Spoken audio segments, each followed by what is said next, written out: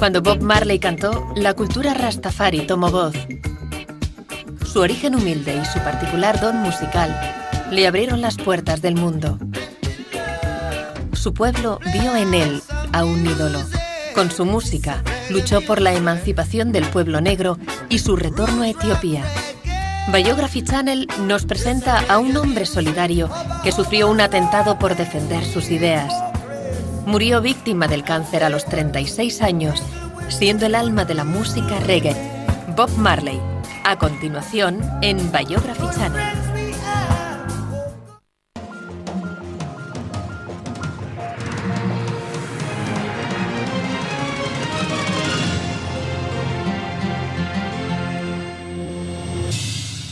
Bob Marley.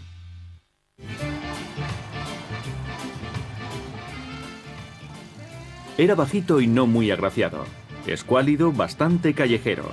No le gustaba ir a la escuela ni estaba dispuesto a hacer nada que no le apeteciera. No tenía una voz privilegiada y su música no respetaba ninguna regla, pero con ella conquistó el mundo entero. Antes de que su corta e intensa vida acabara, Robert Nesta Marley influyó en el nacimiento de una nación no reconocida hasta entonces y abordó el tema social en sus canciones para propagarlo allá donde se escucharan.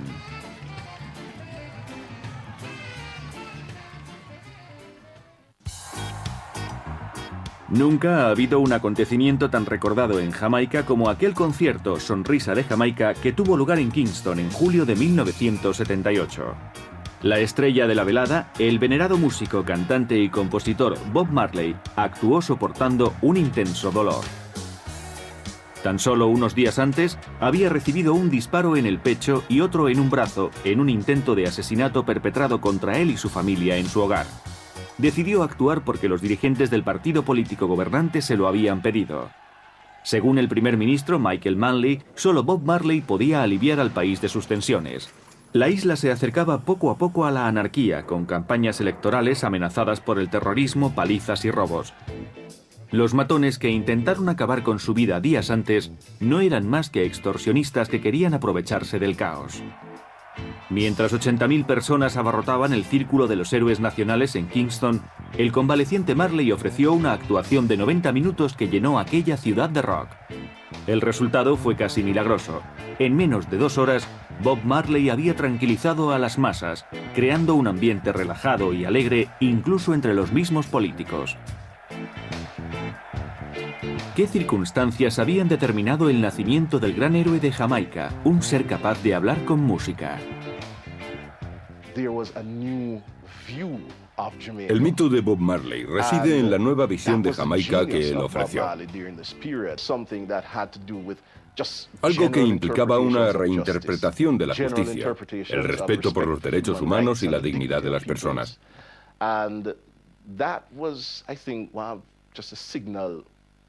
Y yo creo que ese es uno de los muchos aspectos de la magia de Bob.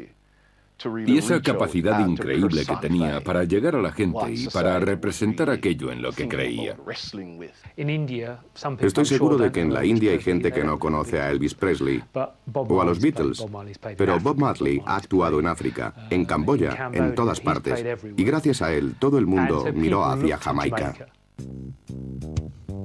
Comprender aquella Jamaica en la que nació el 6 de febrero de 1945 es entender a Bob Marley. La bella isla caribeña no ofrecía ninguna oportunidad a los descendientes de esclavos que fueron comprados tan solo para trabajar en las plantaciones de azúcar. La esclavitud había desaparecido, pero los colonizadores británicos seguían estando en la cúspide de la escala social. El matrimonio interracial de los padres de Bob no era algo inusual, pero sí lo era la mezcla de clases. Su madre, Sedelia, negra y pobre, dio luz a Bob sin estar casada. El padre, Norval Marley, era un administrador británico blanco bastante mayor que ella. Al fin se casaron para dar legitimidad a su hijo, pero acabaron separándose. El pequeño Bob demostró ser un buen estudiante en varias escuelas públicas, pero solía estar callado y circunspecto. Había sin duda mucho en qué pensar. En Kingston, en el gueto, estabas aislado del resto del mundo. El gobierno no quería saber nada de ti, ni tampoco la gente de clase media. Nadie se preocupaba por ti. Estabas completamente marginado. En Jamaica dicen, lejos de muchos, uno. Pero por desgracia era todo lo contrario, porque lejos de muchos había otros muchos.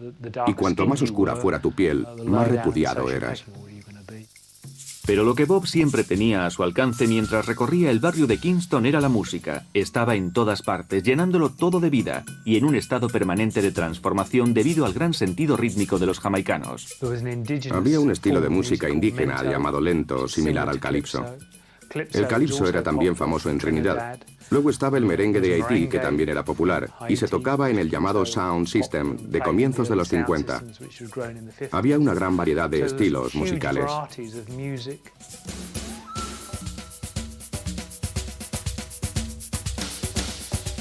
Aquello que llamaban el Sound System constituía el alma de la industria musical de Jamaica en aquella época. En un país con pocas emisoras y menos estaciones de radio, los pinchadiscos profesionales cargaban grandes baffles en camionetas y hacían giras por la isla emitiendo música en las calles y cobrando unas monedas a los oyentes. Para jóvenes músicos como Marley, era la única salida posible. Clement Seymour Dodd, llamado Sir Coxsone Downbeat, era el rey de aquel negocio. Era un honor grabar un álbum para él a cambio de unos dólares para que este fuera pinchado y escuchado por toda Jamaica. El joven Bob Marley solía aprovechar su voz, heredada de su madre, para sacarle algún dinero a los vendedores de canciones. Aquel sistema era como una máquina de hacer música. Todos los artistas eran empleados por días. No había derechos de autor. Ganaban dinero cantando una canción y así se mantenían. Bob cantaba What's New Pussycat, Amen, This Train. Cantaba canciones espirituales y canciones pop inglesas o americanas. No era el mejor cantante del mundo. Tampoco tenía un gran talento, pero sentía una gran pasión por lo que hacía y aprendía de aquellos que le rodeaban. Allá donde iba, absorbía, practicaba y aprendía. Norville Bunny Livingston y Peter McIntosh eran dos de los amigos más antiguos de Bob y se convirtieron en sus más importantes colaboradores durante su juventud. Consiguieron actuar en programas cazatalentos emitidos en las dos emisoras de radio que había en Jamaica. El estilo de su elección era una mezcla entre mento y rhythm and blues llamado ska, un blues de alta calidad con acento en el segundo y el cuarto tiempo, seguido de un poco de afterbeat. Marley pronto se hizo un experto en garabatear letras de canciones en trozos de papel. A esas alturas, Dodd ya estaba grabando sus propios discos ragtag en un estudio llamado Coxsone's Music City. Bob y Bunny Livingston pagaron 3 libras por grabar una maqueta de 2 canciones, You'd Not y Do You Still Love Me, y luego se la vendieron. Coxsone la comercializó y consiguió 20 libras y 2 discos, reproducciones gratuitas para los creadores. Bob hubiera deseado conocer a alguien que tuviera un fonógrafo. No obstante, el joven cantante y compositor había obtenido su primer éxito en la industria musical. El niño pobre estaba emprendiendo el camino hacia un futuro inimaginable para cualquiera menos para él.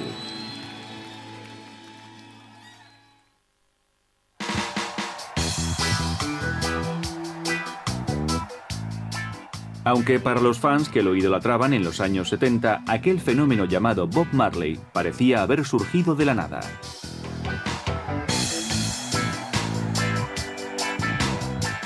Pero una mirada hacia su pasado revela un camino largo y tortuoso, lleno de sufrimiento pero tocado por la fortuna. Uno de esos golpes de suerte se llamaba Joe Hicks, que conoció a Bob a comienzos de los 60.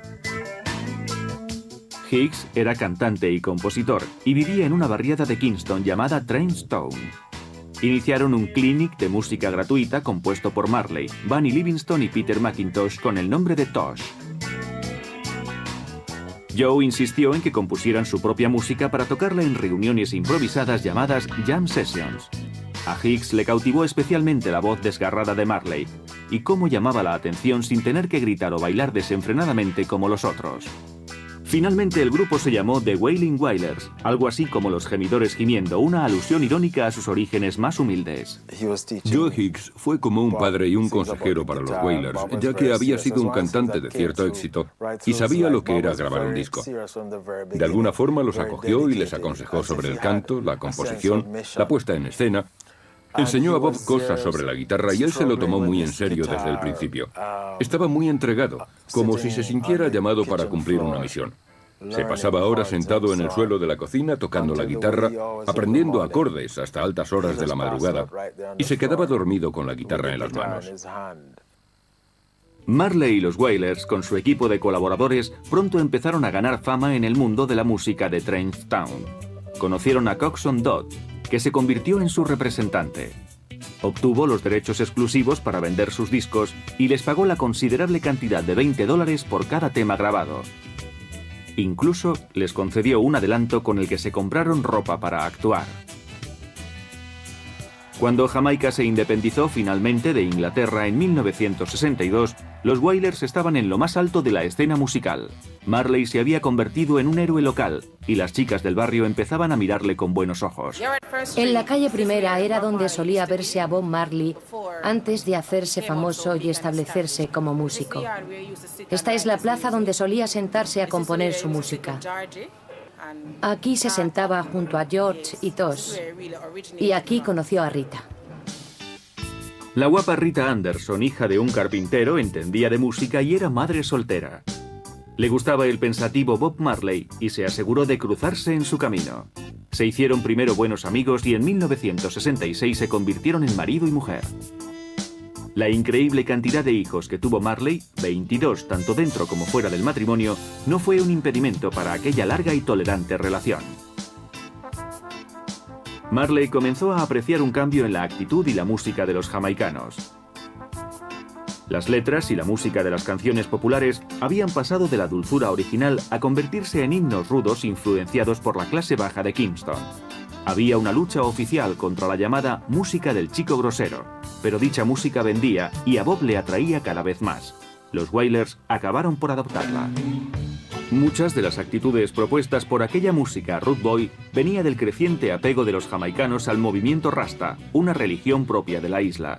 Los Rastafaris veneraban al emperador Haile Selassie de Etiopía, también llamado Rastafari, como si fuese un dios que llevaría a los negros oprimidos de regreso a África, la tierra de sus orígenes. Marley poco a poco se dejó llevar por aquella influencia. Era una religión muy atractiva porque hablaba de gente negra. Para el arte copto etíope, las historias de la Biblia eran protagonizadas por personas de raza negra.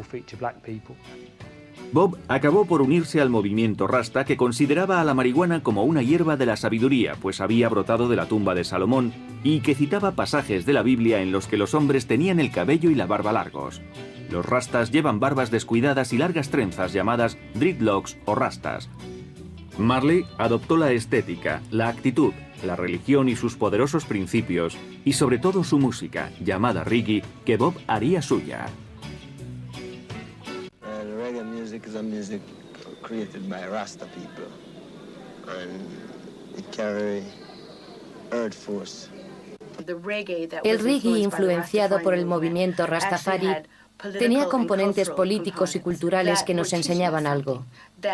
Nos daba un sentido de identidad, de historia, de unión, y decía algo positivo sobre nuestra experiencia. Nos definía. Su reggae seguía un patrón de 2 acordes y se acompañaba con un bajo, una batería y redobles de tambor. Todo era pausado salvo el ritmo en sí. Transmitía un mensaje. Bob Marley estaba listo para emprender un largo viaje hacia sus sueños. En 1967 intentó ampliar horizontes cantando para Jad Records, un negocio montado por el popular cantante norteamericano Johnny Nash y el empresario Danny Sims. Nash logró que Bob perfeccionase su forma de cantar, perdiendo aquel exceso de tonos altos y convirtiéndolo en un estilo susurrante y sugestivo. Los Wailers trabajaron duro y Bob ganó lo suficiente como para comprarse un buen coche y se decidió a probar con Jad en Europa. Ahí encontró, tanto en sentido literal como figurado, una fría acogida.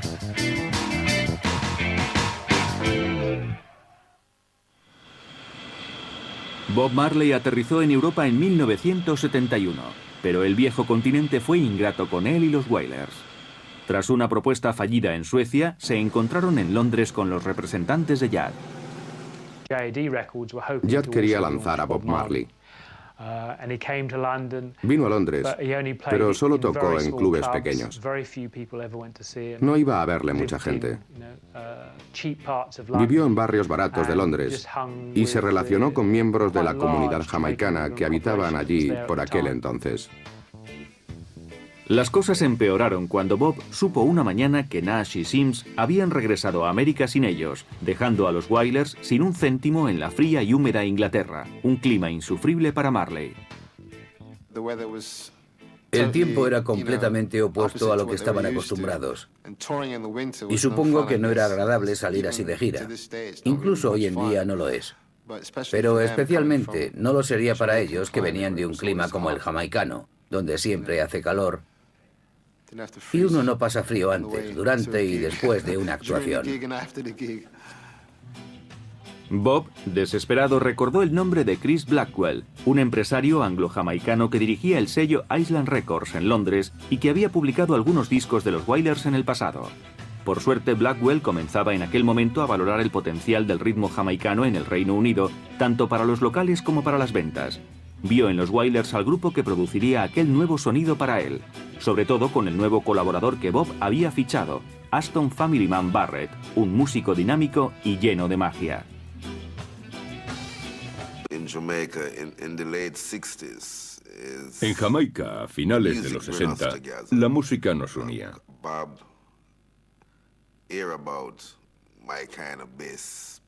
Bob oyó hablar de mi forma de tocar el bajo. Oyó hablar de un tal Family Man. Así que se acercó a mí y dijo: ¿este joven de aquí es al que llaman Family Man? ¿Quien toca el bajo como he oído? Le contesté que sí. Y entonces me comentó: si eres tú quien toca así, eres el hombre adecuado.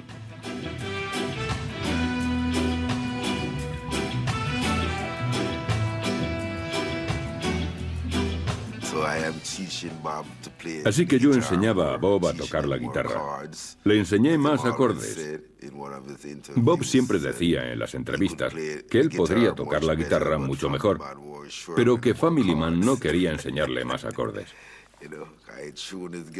Yo afinaba su guitarra. Era el último en tocarla antes de cada actuación. Firmamos un contrato para grabar 3 discos. Bob iba a ser el cantante solista y también tocaría la guitarra. Bunny haría los coros y sería el guitarrista principal.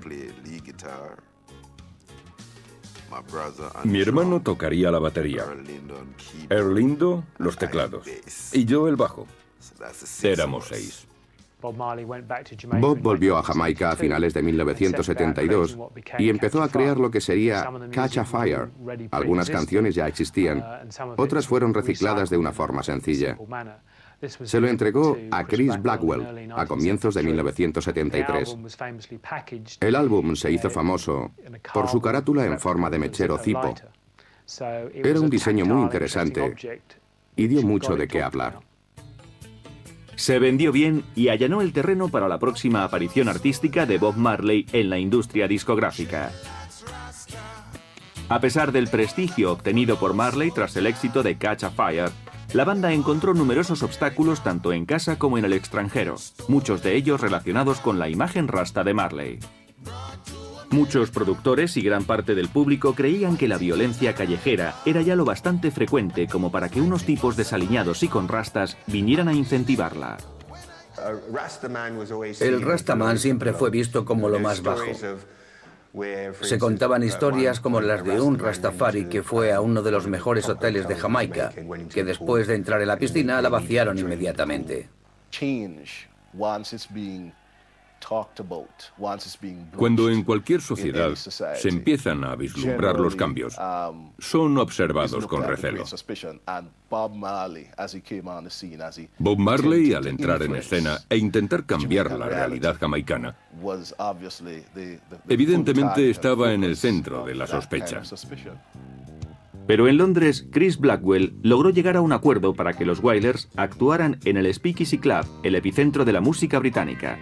Era una gran oportunidad para Marley y la aprovechó sin dudarlo. Era una gran oportunidad, todo un acontecimiento, porque era la primera vez que un negro actuaba en Speakeasy Club. Aunque era el bastión del rock blanco. Por allí solían ir personas como Rod Stewart y Elton John, y solían montar espectáculos improvisados. Creo que la discográfica Island Records, que pertenecía a Chris Blackwell, lo vio como una oportunidad de adentrarse en ese círculo. Y recuerdo la noche en la que actuaron. Yo estaba ahí. El local estaba lleno, repleto de fervientes rockeros. Todos estaban impresionados con aquel chico negro que saltaba por el escenario, actuando como una gran estrella de rock.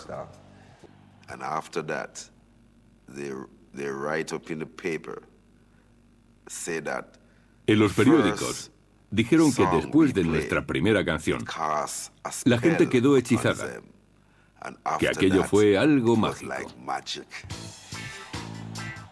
El éxito aún no había traído consigo ningún premio, pero ya empezaba a ser algo difícil de asumir, demasiado difícil para algunos miembros del grupo. El reducido grupo original de Bob Marley, aquel que había permanecido unido en toda circunstancia, pronto empezaría a resquebrajarse. Si el mundo pensaba que los Wailers habían aceptado a Bob Marley como su líder, estaba equivocado. Tanto Bunny Livingston como Peter Tosh eran muy susceptibles y constantemente se indignaban ante la posibilidad de que Bob o cualquier otro fuera más reconocido que ellos.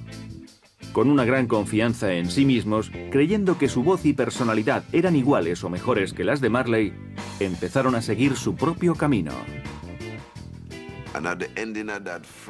Al finalizar el año 72, Bunny Livingston dejó el grupo. Y a mí me sorprendió. ¿Cómo puede uno conseguir ese contrato? Un contrato de 3 discos e hipotecar a una compañía para los siguientes 15 años y luego dejarlo. Y al final del 73, Peter Tosh también lo dejó.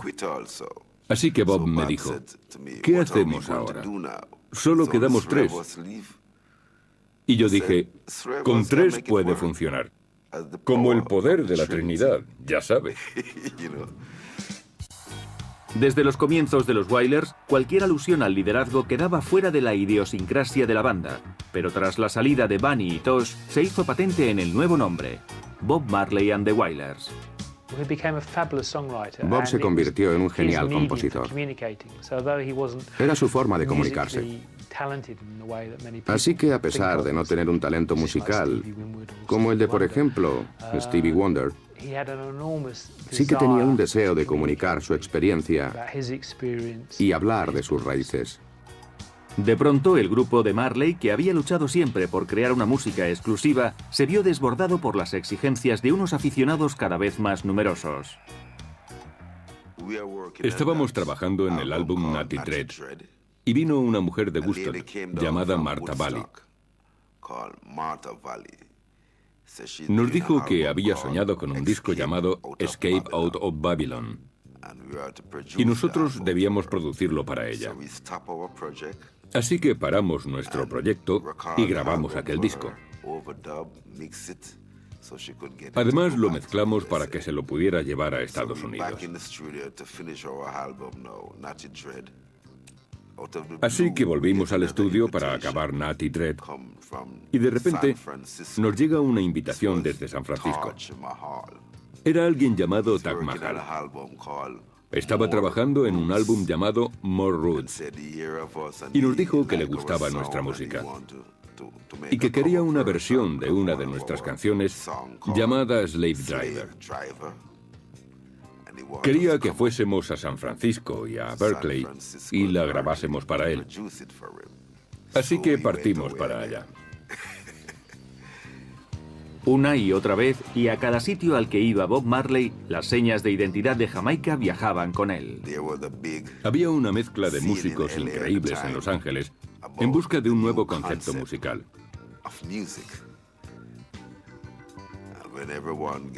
Y cuando empezó a consolidarse, se convirtió en el drum and bass.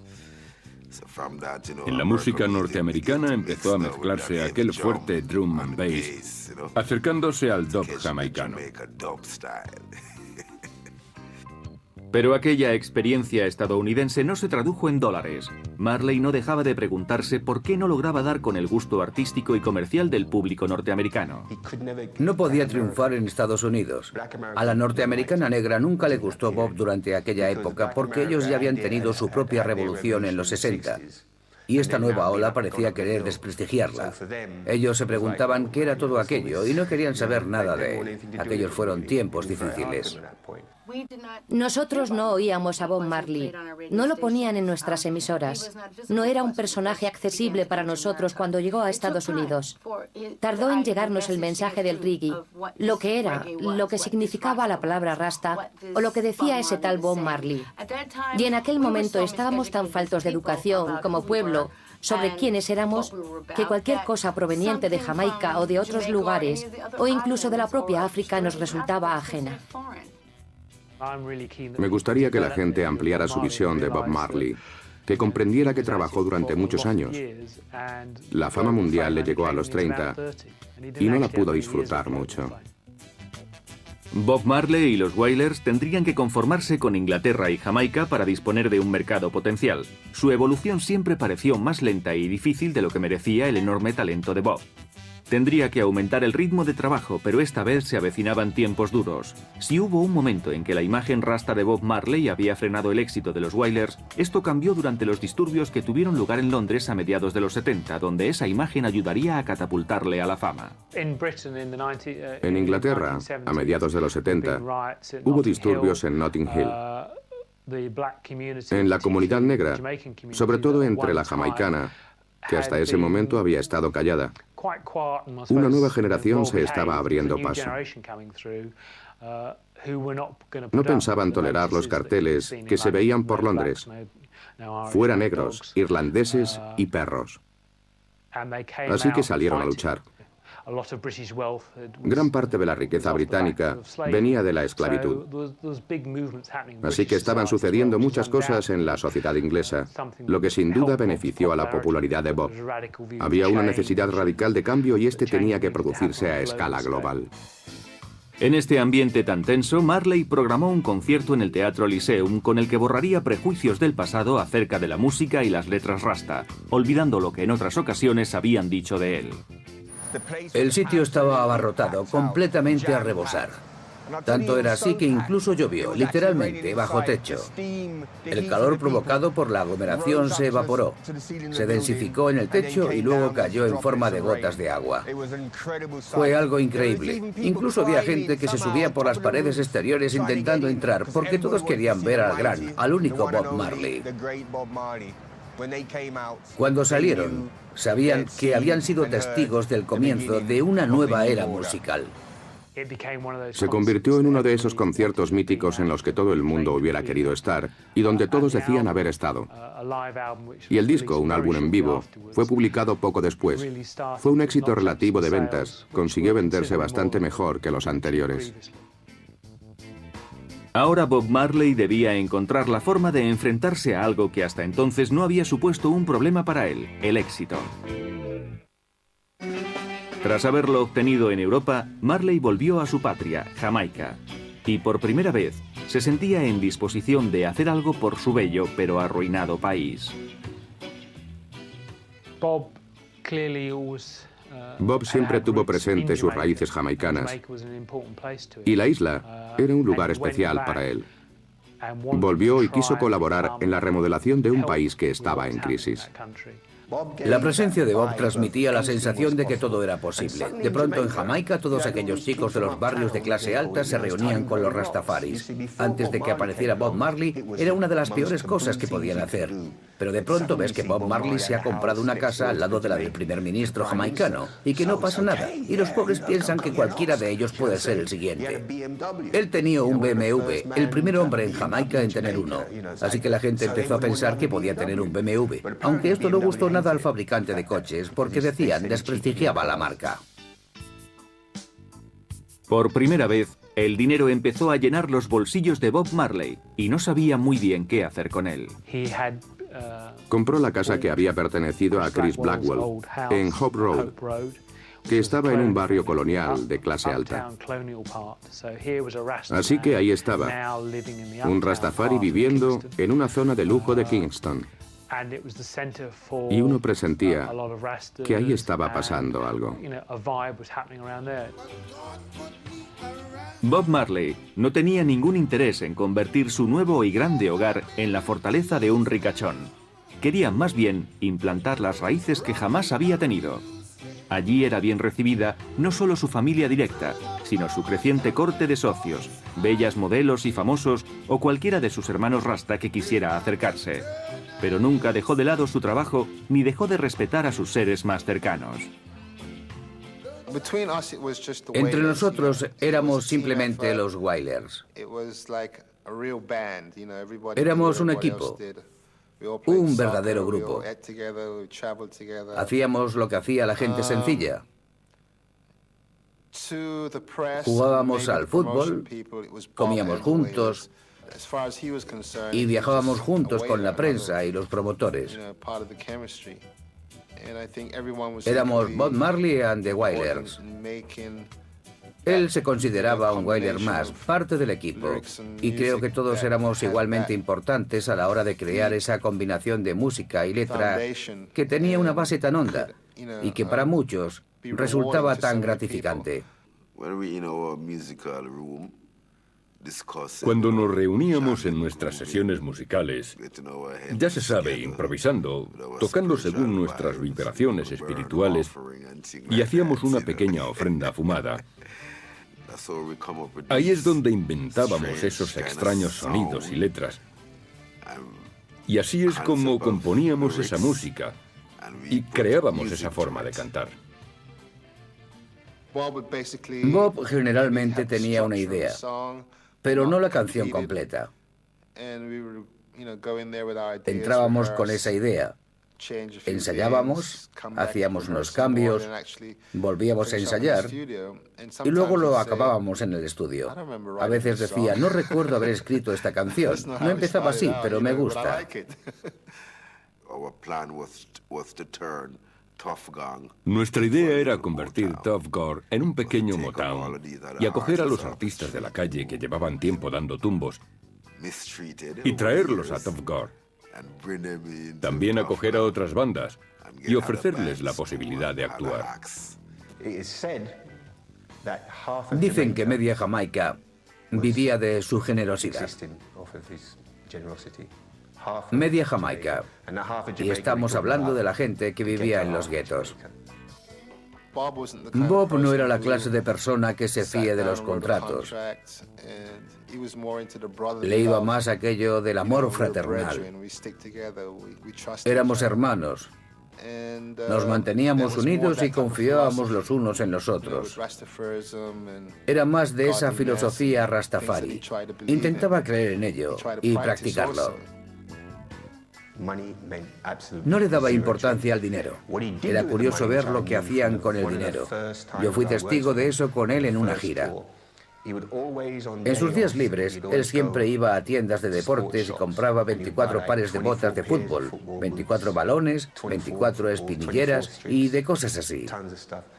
Cuando volvía a Jamaica, se lo llevaba a los niños de Trenchtown. Para eso utilizaba el dinero. Pero aunque Bob viviese de forma tranquila, sus letras no lo reflejaban. Su álbum de 1974, Burning, estaba cargado de canciones protesta a favor del Black Power, como I Shot the Sheriff, Burning, Looting y la famosa Get Up, Stand Up. Mientras la policía los veía como asesinos en potencia que formaban parte de un culto y vigilaban estrechamente a los rastafaris, el mundo volvía su atención hacia el movimiento. Incluso en los Estados Unidos, un escuálido rastafari se estaba convirtiendo en la figura más conocida del tercer mundo. Era algo que no alegraba en absoluto a los dirigentes jamaicanos. Algunos rastafaris fueron introduciéndose cada vez más en la política, pero no querían explicar sus ideas y proyectos con métodos violentos.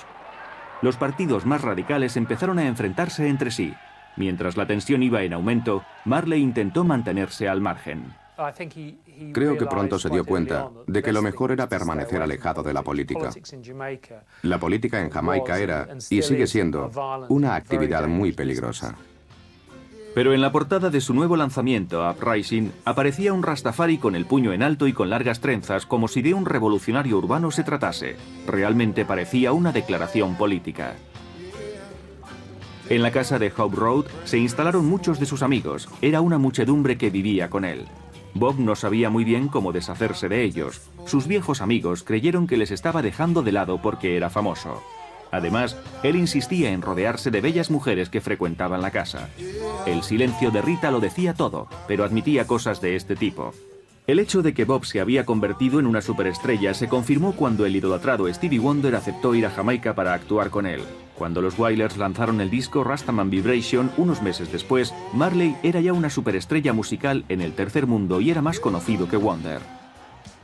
En aquel momento, cuando el mundo entero se descubría ante él, se hizo una herida en un dedo del pie con un clavo oxidado. La herida tardó en curarse y Marley, que no le gustaba ir al médico, lo dejó pasar. Aquella decisión tuvo trágicas consecuencias. La campaña electoral en la Jamaica de Bob Marley de 1976 era en realidad un enfrentamiento armado entre distintos bandos que buscaban alianzas, poder y dinero. Bob Marley se vio involucrado en aquello. Miembros violentos de uno de los partidos políticos irrumpieron en su casa. Le llamaron maldito capitalista y le obligaron a participar en el concierto de la Sonrisa de Jamaica, organizado para distraer la atención de la enfurecida población ante lo que ocurría en el gobierno. Pero ese no era el único problema de Bob. Debía pagar además $2.000 a un peligroso extorsionista que se había inventado una deuda, y su actividad en el concierto le enfureció porque interfería con los pagos. Días más tarde, hombres armados entraron en la casa de Marley con la intención de matar a todos los que allí estaban. Bob fue alcanzado en el pecho y en el brazo, Rita en la cabeza. Su ayudante, Don Taylor, fue herido de gravedad tras recibir 5 disparos. Los demás, incluidos los niños, salieron ilesos del tiroteo. Ya fuera por la presión a la que fue sometida o por su indignación, Bob Marley, vendado y dolorido, apareció en el festival y en ningún momento mostró su sufrimiento. En el fondo, no lo hacía por los políticos. Lo hacía por Jamaica. Poco después, Marley se alejó de los peligros de Jamaica y comenzaron unos ajetreados años finales. Estos años asentarían su legado internacional y contribuirían al reconocimiento mundial de su país y de su generación, tras haber extendido la música de un país largo tiempo olvidado. Buscaba un guitarrista porque tras el tiroteo del 76, el guitarrista que tenía, creo que era un americano llamado Donald Kingsley, abandonó el grupo, supongo que bastante aterrado. Tuvieron otro guitarrista antes, Al Anderson, que entonces trabajaba con Peter Tosh. Así que Bob buscaba a alguien que pudiera tocar como Clapton. Estaba bastante contento cuando descubrió que yo podía tocar muchos estilos, desde Hendrix a George Benson, pasando por T-Bone Walker.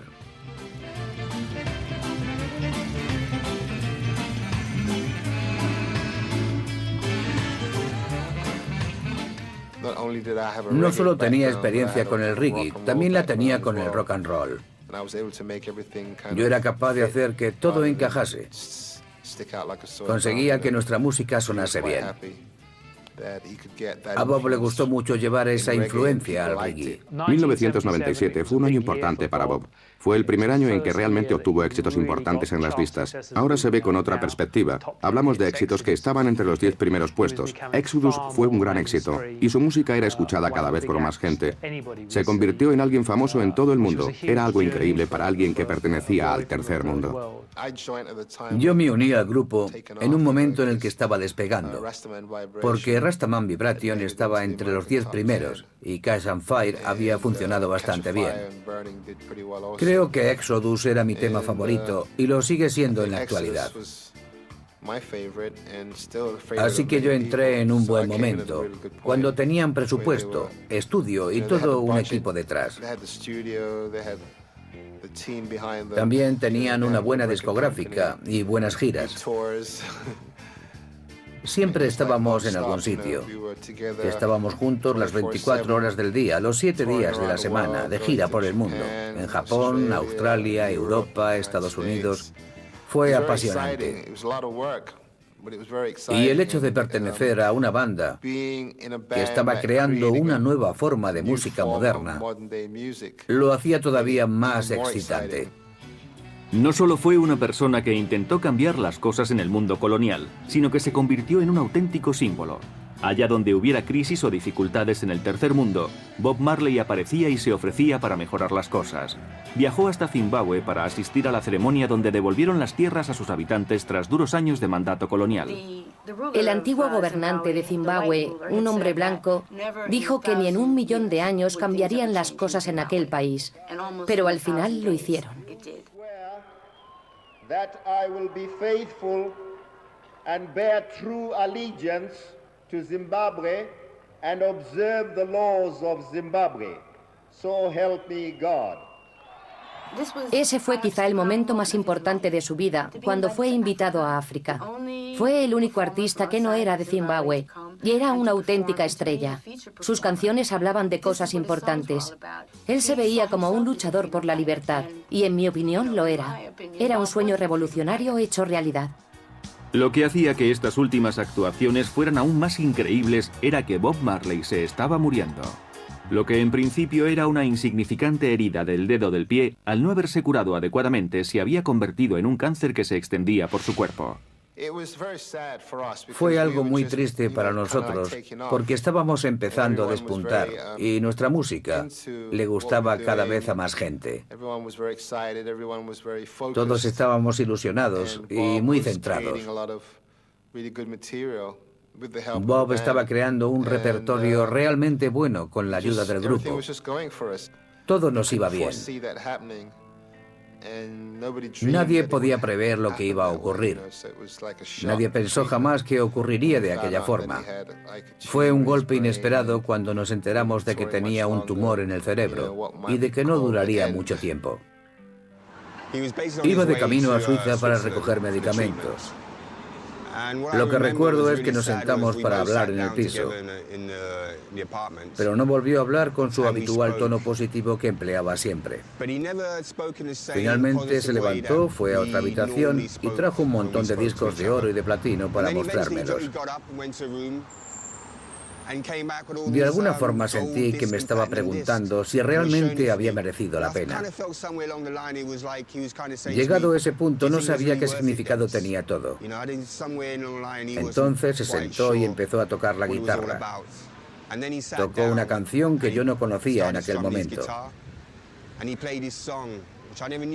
Después supe que estaba tocando Redemption Song. Tal vez yo fui el primero en escucharla. Larga vida a Bob Marley. El médico vino un día y Bob le dijo: Doctor, dígame la verdad. Quiero que me diga toda la verdad. ¿Lo superaré? El doctor le miró y dijo: No, no lo superarás, Bob. Entonces Bob preguntó: ¿Cuántos días me quedan? Y el doctor debió decirle que unos 3 o 4 días. Entonces Bob se dirigió a todos y dijo: haced las maletas, vuelvo a Jamaica. Luchó tenazmente contra la enfermedad durante más meses de lo que nadie podía pensar. Pero finalmente, el 11 de mayo de 1981, Bob Marley murió. Solo tenía 36 años. De vuelta a Jamaica, organizaron un multitudinario funeral, con los honores que merecía para llorar su muerte. His message was a protest against injustice, a comfort to the oppressed, a search for peace, and a cry for hope. La terrible enfermedad de Bob Marley no solo causó un gran dolor y tristeza entre sus íntimos, sino también entre todos aquellos que habían colaborado con él durante su carrera y que quisieron estar junto a él hasta el final. Pero la familia de Marley no permitió que algunas personas le visitaran.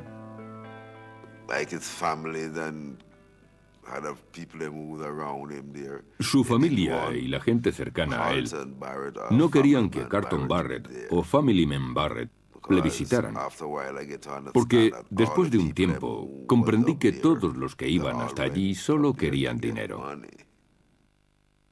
Bob inclinaba la cabeza y lloraba. Quería verme, pero ellos no me dejaban acercarme a él. Hoy en día debes tener todos tus papeles en regla. Pero en aquel entonces estábamos demasiado ocupados pasándolo bien, tocando nuestra música y creyendo que todo sería fantástico. No todo el mundo piensa como Bob, así que tenemos que asumir imposiciones. Aunque Bob Marley abandonó el mundo demasiado pronto, hace ya un cuarto de siglo, su alma y su mensaje han seguido latiendo y siguen siendo escuchadas por millones de personas mediante el hipnótico ritmo del reggae que le hizo inmortal.